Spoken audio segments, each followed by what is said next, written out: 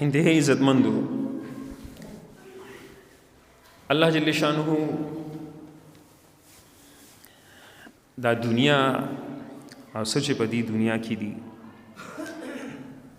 دا ټول هر څه د دې حضرت انسان د پاره دي او د دې کائنات دارومدار دا په دې انسان باندې دی او په انسانانو کې بیا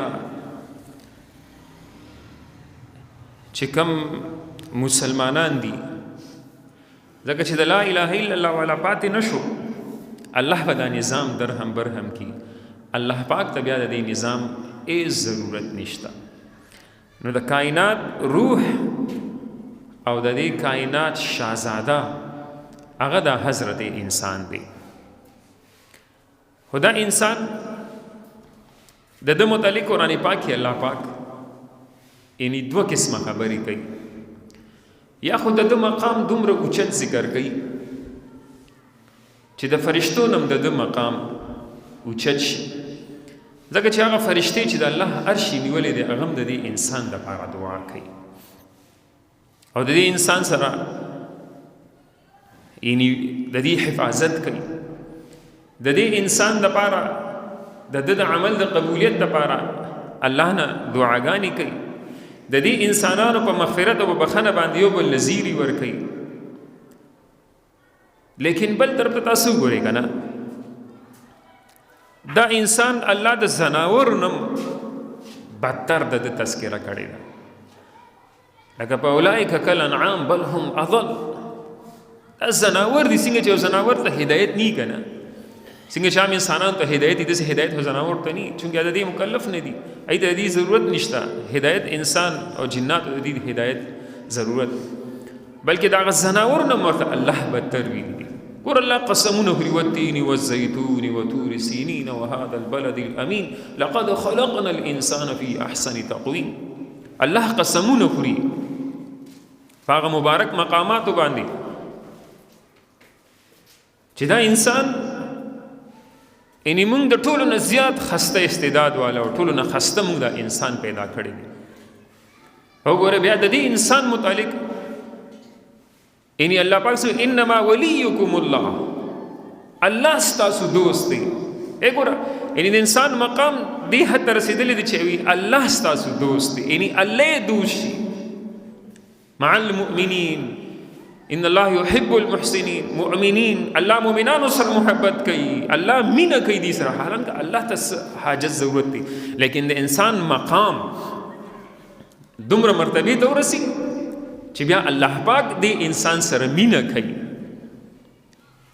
او د دې په مقابله کې چې کله انسان یعنی د الله مقرر شده حدود نه پروزي کنه بیا انسان ډیر زیات ذلیل کیږي دې د وجه زمایت مندو په دې انسانانو کې بیا د انسانانو کې تقسیم وشو هغه تقسیم د هدایت او د گمراهۍ په اعتبار سره دې تقسیم وشو ان هدیناه السبیل اما شاکرا و اما کفورا الله پاک وایي موږ انسان پیدا کو نطفه امشاج نبتلیه وجعلناه سمیعا بصیرا دې موږ د ګډو وډو مخلوق نطفه نه موږ دې پیدا کو او بیا دلته موږ څه ورکړل سمیعا بصیرا بیا دې موږ اوریدونکي ولیدونکي پیدا کو حالانکه دا د هدایت ډېر لوی اسباب دي دا اوریدل او لیدل لیکن بیا څه وکړل یا خود دا د هدایت چې کوم اسباب و چې په غوږونو باندې د الله دین ووري د الله بړۍ ووري د الله توحید ووري په سترګو د الله د دې کمالات او قدرتونو نظر وکړي په دې ژبه باندې بیا دې اقرار وکړي او دې خپل رب او پیژني په دې باندې نو انا هدیناه السبیل اما شاکرا و اما کفورا بیا ورته مونږ لار وښوله دې حضرت انسان ته دا نه چې مطلب لکه دې کفار وروړي الله لار نه دخولي نه الله د لارې په اعتبار سره د الله هدایت عام دی لکه وګورئ دا انور عام دی دا مسلمانانو لم فایده ورکوي کفارو لم فایده ورکوي وګورئ بارانونه سمندرونه وګورئ خوراک سکاک دا ټولو له فایده ورکوي همداسې هدایت هم د الله پاک عام دی وګورئ لکه څنګه عام معاشره کې چا د مختلف څیزونه ګوره فایدې اوچتې کړې او چا ته نه فایدې اوچتې نه کړې همدغه شانتې دا هدایت چې هر ماشوم په فطرت د اسلام پیدا کیږي او انسان عقل او سوچ او تدبر د خپل حقیقي رب د پیژنګلو نو بیا څه شو د خپل رب پیژندو الله د تلاري کولو کی الله په خپل مطلب لکه الله هدایت کوي او چې انسان هم د هدایت طلب کی هدایت طرف ته خپل حقیقي مالک طرف ته انسو کی رجوع کی اکم فطرت باندې چې الله د حضرت انسان پیدا کړی دی چې دا الله عبادت او بندگی او دا چې دی په توحید قبلې او ایمان والا فطرت دغه فطرت ته کوڅو رجوع کوي نو الله مراولي اكو دغه طرف ته رجوع نه کوي کنه لکه تاسو ګورئ د دې متعلق د حضرات صحابه کرام حالات تاسو ګورئ او د حضرات صحابه کرام زمانو ګورئ او د حضرات صحابه کرام ژوند ګورئ او دغه صحابو سره په صف کې ولاړ د منافقانو حالات وګورئ او په دغه مدینه کې اوسیدونکي دغه يهود د حالات وګورئ نو تاسو ته مطلب لکه په خپل فرق واضح شي یو هغه دي چې هغه د نفس اتباع نه کوي بلکې د الله او د الله رسول کامله تابعداري کوي خپل خواهشاتو پسې نه ځي او یو هغه دي چې خپل خواهشاتو پسې روان دي نو خپل خواهشاتو پسې تلونکي او شریعت پرې خوستونکي هدایت پرې خوستونکي او گمراهۍ پسې تلونکي دا دومره خطرناکه مسله ده کنه زما عزتمندو لکه تاسو ګورئ قرآن پاک کې چې الله سخت لهجه ذکر کړی دی نو الله دا د اهل کتابو د پاره ذکر کړی دی چې کله الله پاک وایي کونو قردة خاسئین بیا موږ هم کو چې ذلیل بیزوګان او کله الله خنازیر موږ تاسو نه خنزیران جوړ کړیو په تاسو د الله لعنت دی په تاسو د الله غصه او غضب دی او تاسو حقیقي کافر یې موږ ساو د پاره درناک عذابونه تیار کړی دي حالانکه دا هغه خلق دي دا اهل کتاب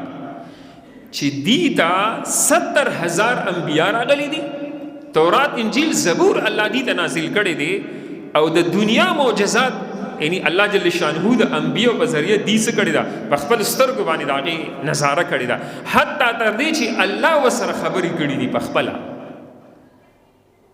د موسی علیه السلام معجزې دي په خپل سترګو باندې ولیدي لیکن دې د خپل خواهشاتو اتباع کا ان هدیناه السبیل اما شاکرا و اما کفورا دې اما کفورا تلاړل دې ناشکریو کنا قدریو کو د حق په مقابله کې د باطل اتباع کا نو د 70,000 انبیو چې دا امت دی او د تورات انجیل زبور کتابونو والا دي الله دې بیا خنزیران او بیزوګان د بیا ذلیل او رسوا کړل هم دغه شانته مشرکان لیکن د دې په مقابله کې تاسو ګورئ حضرت صحابه کرامو زندگی وګورئ چې حضرت صحابه کرامو اتباع وکړه هغه خواهشاتو پسې روان نشول لیکن وګورئ الله پاک څومره عزتونه ورکل رضی الله عنهم ورضوا عنه دا هغه اعلان دی کم اعلان به چې الله جل شانه د عام جنتیانو نه یعنی فیصله شوی دا جنت جهنم فیصله شوی دا هر انسان خپل جنت ته رسیدلی دی الله جل شانه به فرمای زما یو وعده پاتې ده الله سبات شول یعنی خلق خص شول تا په مونږ باندې رحم وکړو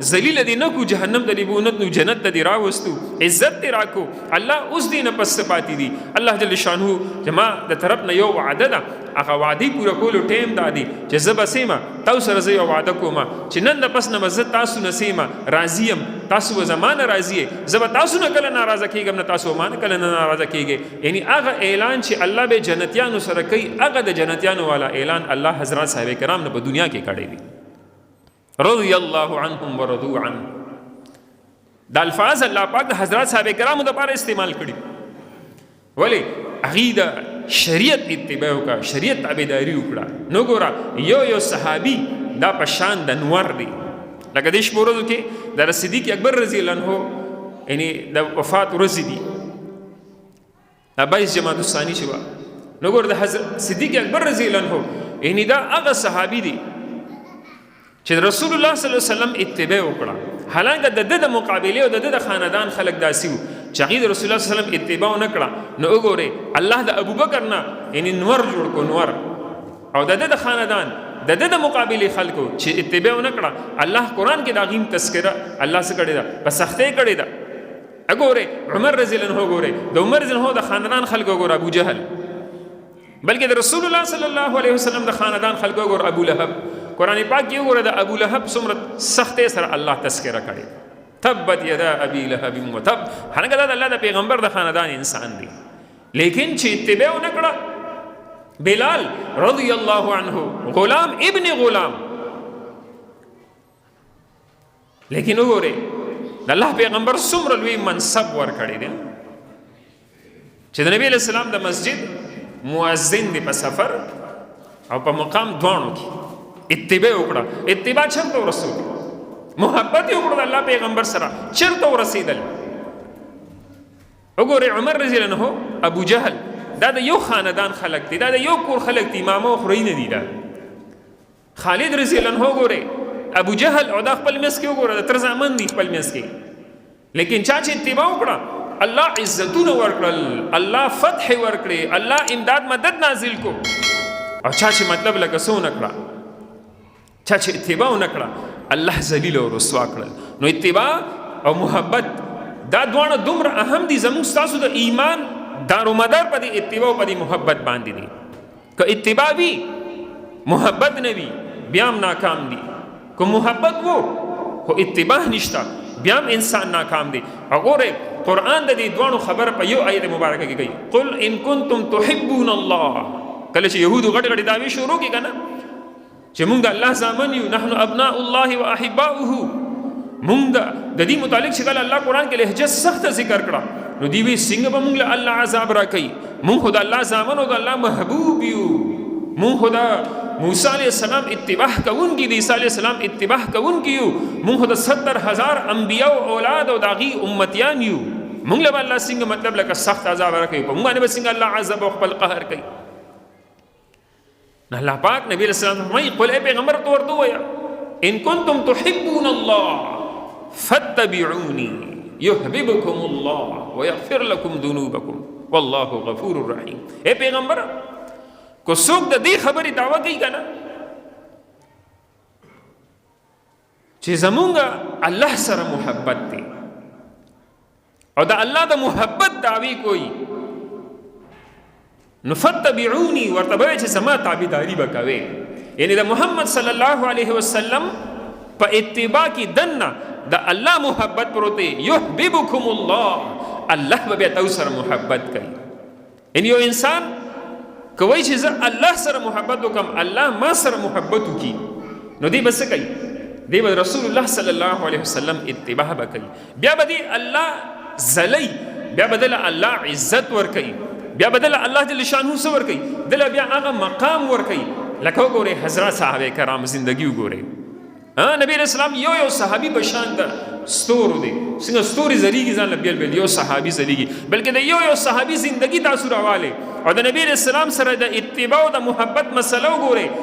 صدیق اکبر که یو طرف ته کامل اتباع کوي نو کامل محبت هم دی، خپل په مکه کې خپل لون پلار خپل وړې وړې ماشومانی هغه پرېږدي د داسې کفارو په منځ کې چې ښه ورته پته ده چې مطلب لکه د دې کفارو نه ما څومره تکلیفونه برداشت کړي دي، په هغې منځ کې ورته پرېږدي او ښه ورته پته ده چې د پیغمبر د سر قیمت چې دی هغه 100 اوښان اخیستلي شوي دي، یعنی ټول د حجاز ټولې قبیلې راوتې دي د الله پیغمبر قتل پسې، لیکن بیا هم هېڅ قسمه بې سر و بې سامې کې یعنې دې څه کېږي سفر باندې وځي، غار سور ته ځي، غار سور نه مدینې پورې ځي، لیکن دا څه وه دا هغه محبت او اتباع هو دې حد وه، یعنې مطلب لکه عین کنس فی الدین او انا حی، زه به ژوندی یم او د الله په دین کې به کمې راشي. دا به د صدیق اکبر رضی الله عنه الفاظ به اتباع تابعداري محبت وګورئ نو بیا الله کم مقام ورکو. صرف د یو صدیق اکبر چونکې دا شپې ورځې داغه دي، نور هر صحابي چې رالی الله کمالات ورکړي دي. تاسو ګورئ د الله د پیغمبر او د صدیق اکبر، الله د پیغمبر او د صدیق اکبر وګوره یو خو ټولو اول چې صحابي رسول دی، بل وګوره د الله د پیغمبر ټولو نه ګرانه بیبي عایشه رضی الله عنها هغه د صدیق اکبر رضی الله عنه سره یعنی هغه لور ده، یعنی محمد صلی الله علیه وسلم دا د صدیق اکبر زوم دی، سیری زوم دی، الله ولا سخر سکو یعنی سخر ولا جوړ کو صدیق اکبر. وګوره د الله پیغمبر غار سور کې صدیق اکبر په غار سور کې د الله پیغمبر په هجرت کې، صدیق اکبر په هجرت کې، د الله پیغمبر مسجد قباء کې، صدیق اکبر په مسجد قباء کې، د الله پیغمبر په بدر کې، صدیق اکبر په بدر کې، د الله پیغمبر احد کې، صدیق اکبر په احد کې، د الله پیغمبر په غزوه خندق کې، صدیق اکبر په خندق کې، د الله پیغمبر په فتح خیبر کې، صدیق اکبر په خیبر کې، د الله پیغمبر صلح حدیبیه کې، صدیق اکبر صلح حدیبیه کې، د الله پیغمبر فتح مکه کې، صدیق اکبر فتح مکه کې، د الله پیغمبر په حنین کې، صدیق اکبر په حنین کې، د الله پیغمبر په غزوه تبوک کې، صدیق اکبر په غزوه تبوک کې، د الله پیغمبر د 63 سال په عمر کې د زهر او د اثر د وجې دنیا نزي، صدیق اکبر د 63 سال په عمر کې د زهر او د اثر د وجې زی په الله پیغمبر له چې په کومه تخته باندې یعنی څور کړی دی او چت کړی دی په هغه تخته باندې صدیق اکبر اچولې دی، یعنی وګوره د الله پیغمبر چې په کمزه کې پروت دی صدیق اکبر الته پروت دی، د الله پیغمبر به چې په ورځ قیامت د کمزه نه راپاسي صدیق اکبر به دغه نه راپاسي. ابن سیرین رحمت الله علیه و چې به خبره کړې و وی الله چې دا خپل پیغمبر خوره د کمزه نو چتا کړی دا صدیق اکبر خوره الله دا غزینو چتا کړی دا، یعنی ګوره چا خوره چې کمزه نو چتا دا ال دغه قبر جوړیږي نه جوړیږي. ابو بکر زمو قبر چرته دی د نبی اسلام سره دسه دی ورپسې بیا عمر داسه دی، یعنی ګوره الله خورې سکړې وي، الله په خورو کې مو سره یو شانتی کړه قبرونه ټول مطلب لکه سړي دا څه دا اتباع او دا محبت چې کله اتباع او محبت نه کنه زما عزت مندو بیا به دومره خطرناکي مسلې پیدا کیږي کنه، بیا به دومره خطرناکي نتیجې روزي. تاسو زه واقع په تور د عبرت ذکر کوم چې قرآن دا واقع د عبرت لپاره ذکر کړی د اهل کتابو لپاره او په خصوصیت سره موږ مسلمانانو لپاره. د بلعم بن باعوره واقع الله ذکر کوي په قرآن پاک کې، نبی رسول الله ته فرمایي وَاتْلُ عَلَيْهِمْ تو اول ول بدوی باندې نبأ الذی آتیناه آیاتنا، اے پیغمبر تو اول ول بدوی باندې دا هغه کس واقعیا چې موږ ورکړیو د خپل آیاتونه. د موسی علیه السلام په دور کې چې کله مصر فتح شو او موسی علیه السلام لښکرې راغستې دي او په جبارینو باندې را روان دي علاقې دي چې فتح کیږي. تاسو ګورئ فایدې او نقصان ته ګورئ ښه. مقصد زما د دې واقع چې نن مسلمانان که مونږ ذلیله یو که نه او زمونږ دعاګانې نه قبلیږي او مونږ باوجود د وسایلو او اسبابو نن مونږ د کفارو خپو کې پراته یو او نن زمونږ مسایل نه حل کیږي نه اسمان طرف نه او نه د ځمکې د طرف نه. وجه ګوره دې واقع کې تاسو ګورئ الله دا واقع موږ تاسو ته ذکر کوي وی ورکړی موږ دي ته خپل آیاتونه او فنسلخ منها دې د دې آیاتونو نه ووتو د دې موږ چې کوم دل نخې ورکړی وي او کم آیاتونو کم علامات موږ دل ورکړو دې د دې نه ووتو. دې یو علاقه وه موسی علیه السلام علاقې فتح کولې روان دي علاقې فتح کیږي دله دا خپل قوم والا رالل چې تا ته خو پته ده کنه چې موسی علیه السلام د بني اسرائیلو د لکونو لښکرې راغستې دي او علاقې دي چې فتح کیږي ته د هغه دپاره بد دعا وکړه او دې ته پته و د سره اسم اعظم و د بلعم بن باعوره سره د سره اسم اعظم و ده به چې کومه دعا کوله د دعا به نه رد کېده او د تورات علوم هم د سره و خو دې قوم والا ته دوی ویلې چې ګوره زه څنګه هغه دپاره بد دعا وکړم د هغه د اتباع د وجې خو مال الله دا مقام را کړی دی او هغه د الله پیغمبر دی هغه سره فرشتي دي که ما هغه ته بد دعا وکړه دنیا او آخرت به مې تباه شي خو دې قوم مجبوره کو هده ورته زه څه کومه زه به یعنې هغه څنګه چې موږ استخاره کوو د الله مرضي معلومو چې بھئی زما په دې کار کې د الله زما دپاره څه فیصله ده نو ته چې کله هغه عمل وکړو نو هغه عمل کې ده ته ښودلی شول چې هرګز داسې ونه کړي هرګز داسې ونه کړي ګوره خبره مخې ته راله که نه چې هرګز داسې ونه کړي بل حالانکه اول نه مطلب لکه ده خو په خپله باندې ویلې چې دا خو د الله پیغمبر دی فرشتي دي ورسره کوم ما ورته بد دعا وکړه الله به مو دین او آخرت تباه کړي ښه درته پته وه لیکن د دې باوجود هم ورته بیا وویلې شول چې ګورې داسې ونه کړي لیکن ده بیا هم هغه شانتې وکړل ده بیا هم څه وکړل یعنې ښه ورته پته وه او هم ورته ویلې شول لیکن ده بیا هم وکړل خفه کېږئ ما مونږ تاسو ټولو ته پته ده که چې سود حرام دی ټول ته پته بیا هم خلک کوي که نه کوي؟ ټولو ته پته ده که نه چې رشوت حرام دی، بیا هم څه کوو که نه؟ ټولو خلکو ته پته ده که نه چې زنا حرامه ده، بیا هم د زنا بازار ګرم دی. ټولو خلکو ته پته ده که نه چې ملاوټ من غشنا فلیس منا د الله پیغمبر د خپل امتیت نه مخکې دی. ټولو ته پته ده که نه؟ ټولو ته پته ده که نه چې مونځ پرېښودل ګناه کبیره سخت جرم دی، لیکن بیا هم د مونځونو څه حالت دی؟ ټولو ته پته ده که نه چې دروغ حرام دي، دوکه حرامه ده، غیبت حرام دی، په میراث کې حق خوړل دا حرام دي. دارنګ د دې ټولو ګناهونو چې نن په معاشره کې څومره دي، د ټولو موږ ته اوس ته پته ده. دا نه چې پته نشته، داسې ګوره ده ته هم پته وه چې دا د الله پیغمبر دی، که په دعا مې وکړه ذلیله کېږم، او ده ورته په خپله ویلو، بیا ورته په خوب کې مښودلی شول چې ګورې ونه کې. لیکن قوم داسې تحفې تحایف روړل، اوهو تحفې تحایف یې روړل، او څه یې دله ورکړل او څه یې د ده ښځې له ورکړل، او ښځې ته یې ویلې څه طریقې سره دې راضي که. اوهو دلته مطلب څه شول؟ قرآن پاک څه وایي؟ واتلو علیهم نبأ الذي آتیناه آیاتنا اوهو فانسلخ منها. دې د دې آیاتونو نه ووتو، د دې آیاتونو نه لرې شو، نقصان څه شو؟ فاتبعه الشیطان فکان من الغاوین. قرآن څه وایي؟ وایي چې کله دې زموږ د آیاتونو نه لرې شو نو شیطان ورپسې شو، او چې کله شیطان ورپسې شو فکان من الغاوین، دا ګمراه شو. ګوره زما عزتمندو، الله زموږ لپاره هدایت لپاره موږ تاسو له قرآن راکړی دی. دا ګوره پکا ټکا خبره ده، که نور وي یعنې ورځ وي نو شپه بني، او که شپه وي ورځ بني. که د دې قرآن د آیاتونو او د الله د کتاب اتباع وي نو د شیطان جرأت هم نشته چې موږ تاسو له خوا لم راشي. او که د الله د آیاتونو نه بیا اخوا کېدونو بیا به شیطان سي، بیا په موږ باندې تاسو مسلط یي.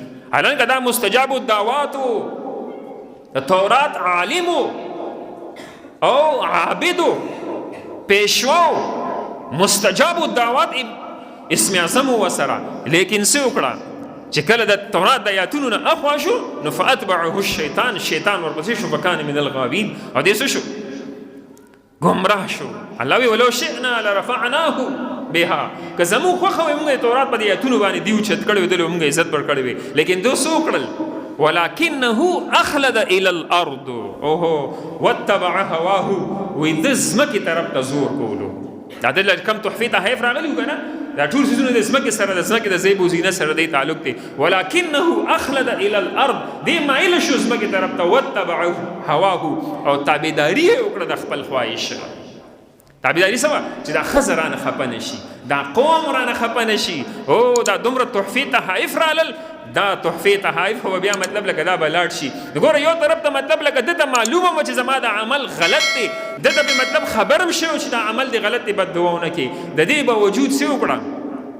اخلد الى الارض شو، د ځمکې زیب و زینت او د دنیا هغه چمک دمک، کم تحفې تحایف چې راغلي وو هغه تحفې تحایف هغه چمک دمک طرف ته مایله شو. واتبع هواه، او تابعداري یې وکړه د خپل خواهشاتو.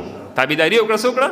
د خپل خواهشاتو تابعداري یې وکړه، او د ښځې په خبره کې رالو. او چې څنګه د موسی علیه السلام دپاره د بددعا دپاره لاس اوچت کو، الله جل شانه نظام ته ګوره که نه، د الله په ذات باندې زما عزتمندو اعتماد او بروسه پکار ده. دی چې کله لاس اوچت کو، خپل قوم یې راجمع کو، بني اسرائیل، او کوم ځای کې به چې ده دعا کوله، د بني اسرائیلو د دعا خپل محسوس ځای خپل محدود ځای، هلته دی لګیا دی لاسونه اوچت کړل. او چې کم الفاظ د موسی علیه السلام دپاره د بددعا او د خیرو الفاظ استعمالول که نه، هغه الفاظ د د جبې نه د خپل قوم دپاره وتل. خپل قوم یې په ځان را باندې کو چې دا خو مستجاب الدعوات دی. اول خو یا که موسی علیه السلام علاقه فتح کړې وه، چلو مطلب لکه صرف دغه حکومت به را باندې، اوس خو به تباه شو، د ده د خولې نه زموږ دپاره خیره وته. نو دوی ورته وایي، دا قوم ورته وایي چې دا خیرې ولې کوې؟ مونږ ته ولې خیرې کوې؟ ته موږ راوستې تحفې تحایف هم د موسی علیه السلام دپاره د خیرو درکړي دي. وایي نن زما ژبه زما په اختیار کې نه ده، او دا ژبه څه شوه؟ دا ژبه یې راووته، دې ځای باندې د ژبه پرته وه، الله ترې نه سپی جوړ کړو. فمثله کمثل الکلب، وایي د دې مثال دا شو لکه مثال د سپي.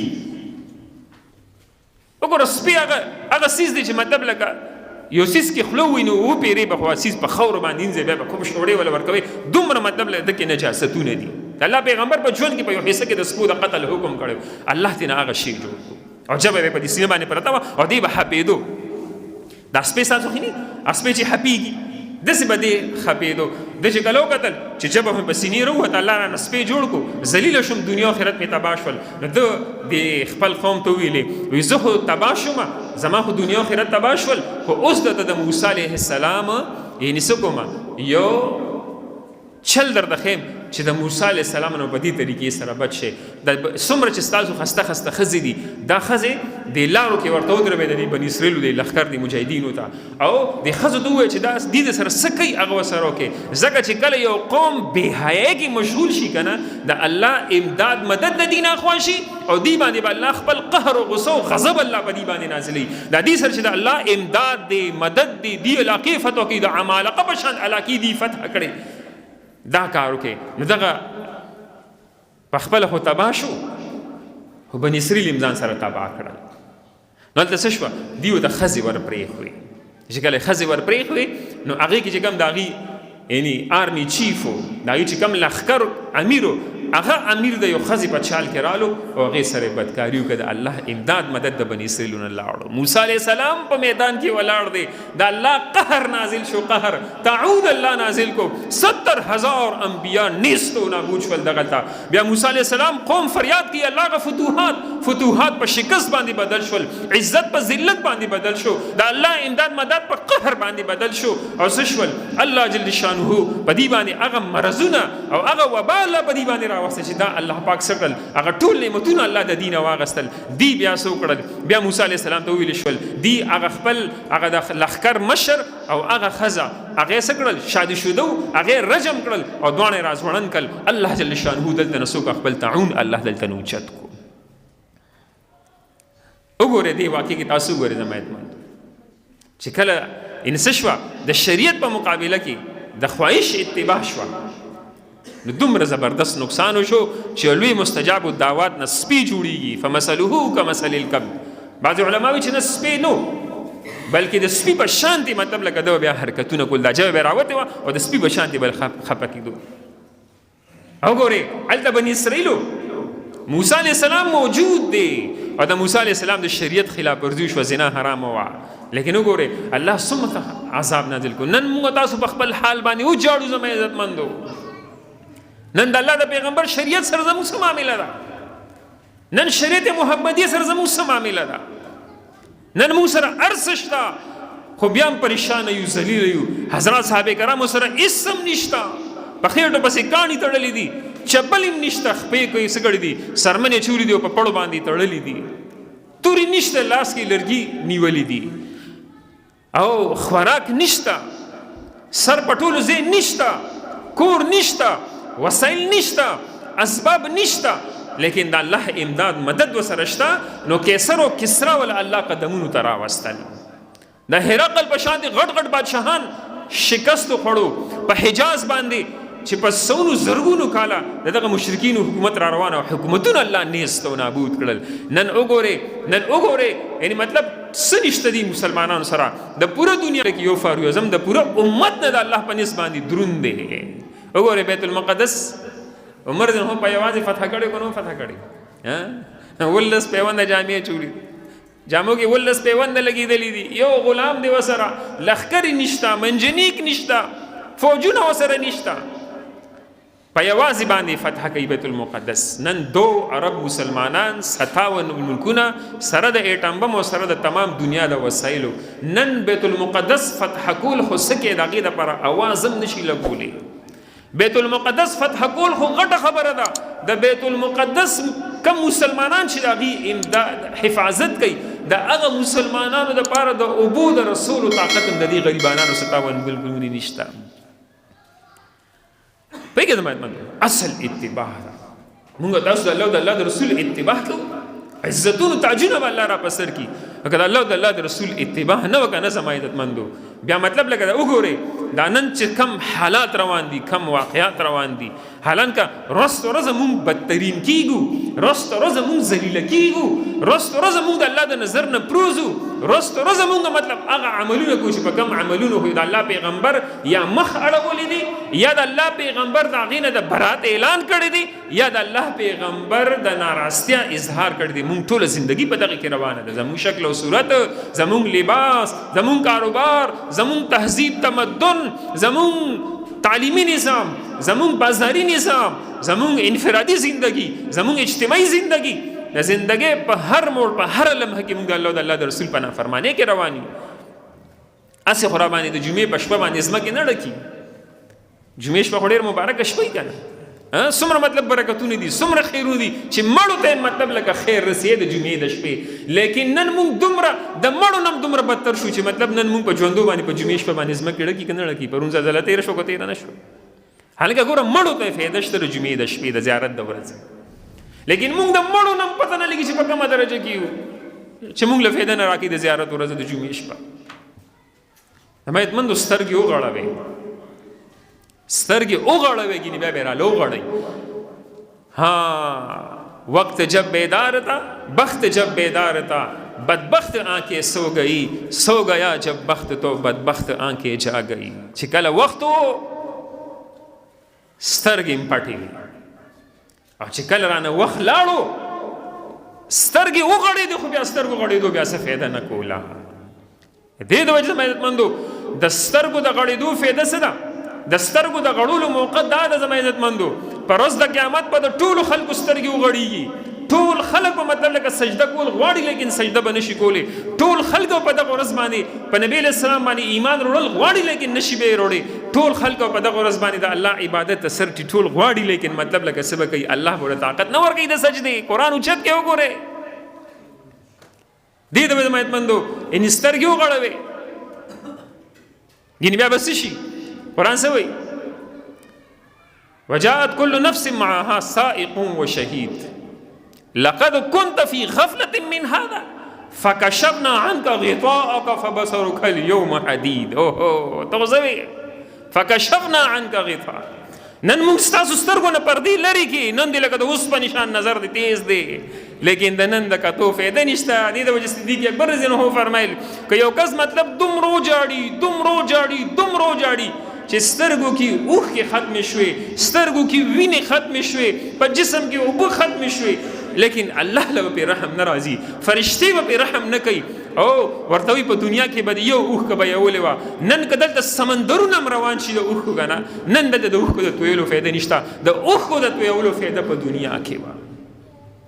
دا موقع ده زما عزتمندو چې د کومو خلکو له زنې وتړلې، کومو خلکو ته یې کفنونه واچول، د کومو خلکو جنازې اوچتې شوې، هغه خلک لاړل زما عزتمندو، د هغې معامله ختمه شوه. اوس زما ستا معامله ده، خپل معامله مطلب لکه څه کا، یعنې خپله معامله دلته درسته کا. معمولی شان غلطۍ کې خو د پېښور په ایرپورټ باندې نشي وتې. دا دومره مطلب لکه ایرپورټونه دي، په دې باندې به څنګه وځي؟ ناقه وي ناقه، که په ناقه د سره مطلب لکه څو د یو ملک د یو نظام خلاف یو څیز د سره په ناقه نشي وړېدی.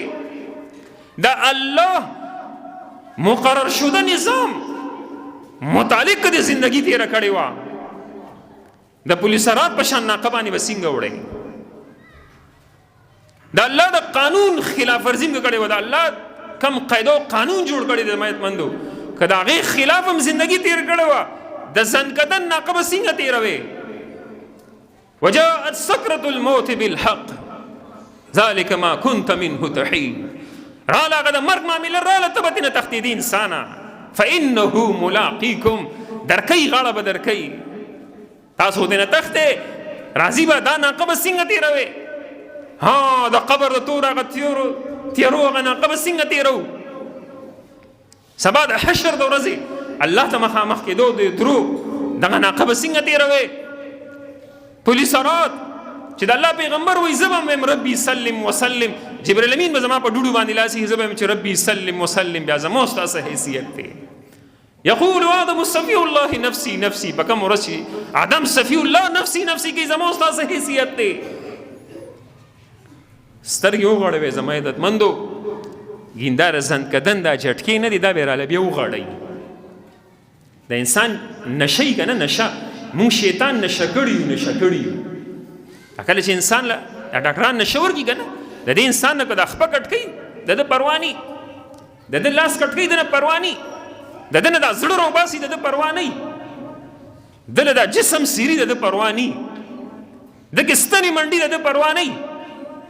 ها لیکن چې کله دا نشه لاړه شي که نه، تاسو وګورئ بې هوش حواس کار نه کوي، بیا ګډې وډې وایي، بیا چغې وایي چغې، های دا تکلیف دی، های دا تکلیف. نن مونږ شیطان نشه کړي یو زما عزتمندو. نن که شراب څکو پروا نشته، زنا کوي پروا هم نه کوي، سود کوي پروا هم نه کوي، حرام خوري پروا هم نه کوي، پردي حقوق تباه کوي پروا هم نه کوي، مز پرېږدي پروا هم نه کوي.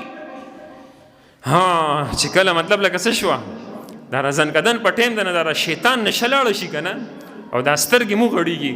اوهو زما عزتمندو قرآن دغه ځای ذکر کوي، قرآن دغه ځای ذکر کوي لولا اخرتني الى اجل قریب. ای الله ټایم راکا، ای الله وخت راکا، فاصدق واکن من الصالحین. چغې به وایي ربنا ابصرنا وسمعنا فارجعنا نعمل صالحا انا موقنون. ای الله هم لیدل هم کتل. الله لږ شانتې څه راکړي، الله لږ وخت راکا، الله لږ مهلت راکا، الله لږ ټایم راکا. قسم دی هغه فرشتې په چا رحم نه کوي.